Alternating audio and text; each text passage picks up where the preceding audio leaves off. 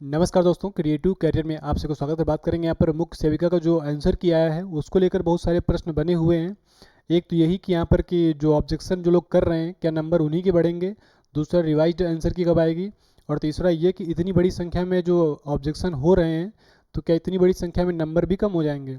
तो सबसे बड़े प्रश्न यही सब बने हुए हैं, तो उसको लेकर बात करेंगे यहाँ पर। देखो, पहली बात ये जान लो यहाँ पर कि जो ऑब्जेक्शन की बात हो रही है तो इसका मतलब ये नहीं कि अगर जो इंसान करेगा नंबर उसी का बढ़ेगा। अगर एक भी ऑब्जेक्शन जाता है तो वो लोग चेक करते हैं, देखेंगे अगर सब कुछ सही पाया गया तो वो उसको सुधार भी करते हैं। भाई होता है कि हर परीक्षा में ऐसा होता है कि कोई भी परीक्षा हो, जो आंसर की आती है तो दोबारा से जब आंसर की आती है तो एक दो क्वेश्चन में अंतर कहीं ना कहीं आता ही आता है।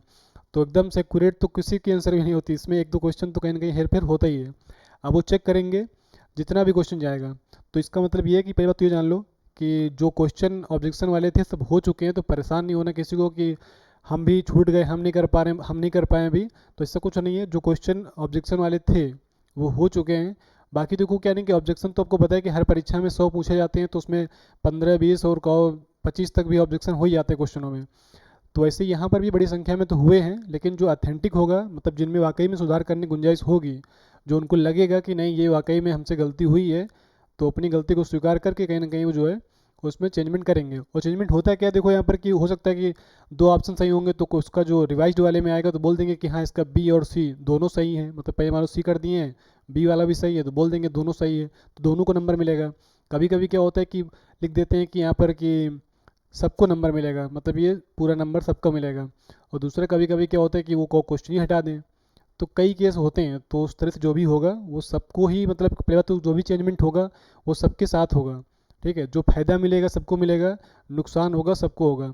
तो उसको लेकर ज़्यादा परेशान नहीं होना है, मतलब कि ऑब्जेक्शन हो चुके हैं जो क्वेश्चन थे ऑब्जेक्शन करने वाले। तो जो नहीं कि सबको पर्टिकुलर एक एक लोग को इंडिविजुअल करना है, सब कुछ नहीं है। ठीक है, जो भी चीज़ें थी हो गई। और रिवाइज आंसर की बात करें, देखो 12 तारीख तो भी इसका डेटे चल रहा है। उसके बाद ये मान लो कि इस महीने के आखिरी तक ही कहीं इसका नंबर आएगा रिवाइज वाले का, तो अभी समय लगेगा। दूसरा ये है कि देखो टाइम ना खराब करो। जो लोग भी फॉर्म भर रखे हो जूनियर असिस्टेंट का यानी कनिष्ठ सहायक का, जो पेट 2022 से फॉर्म आया था, तो उसका डेट तो ख़त्म हो चुका है। तो इस पर ट्रिपल सी मांगा गया था और इंटर सीधा सीधा था, टाइपिंग इसमें होती है बस। तो जिनका भी 50 नंबर के आसपास हो, जैसे डरो नहीं कि लग रहा है कि शॉर्ट लिस्ट होंगे कि नहीं होंगे, तो उसको लेकर संशय में न रहो।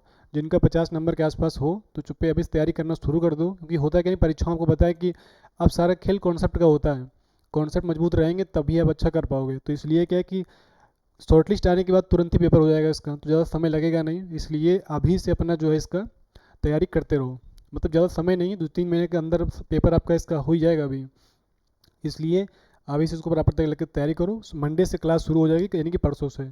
तो जिसको भी जुड़ना है सो जुड़ सकते हो। तो ऐप इंस्टॉल करना, CCI लर्निंग ऐप। और किसी प्रकार से कोई दिक्कत लगे तो नंबर दिया है उसको व्हाट्सअप कर सकते हो। ठीक है, कॉल नहीं करना, व्हाट्सअप कर सकते हो यहाँ पर इस नंबर पर। तो सारी जानकारी आपको मिल जाएगी इसके रिगार्डिंग। बाकी किसी प्रकार से कोई डाउट हो तो कमेंट करिएगा, उसके बारे में बताएंगे। Thanks for watching.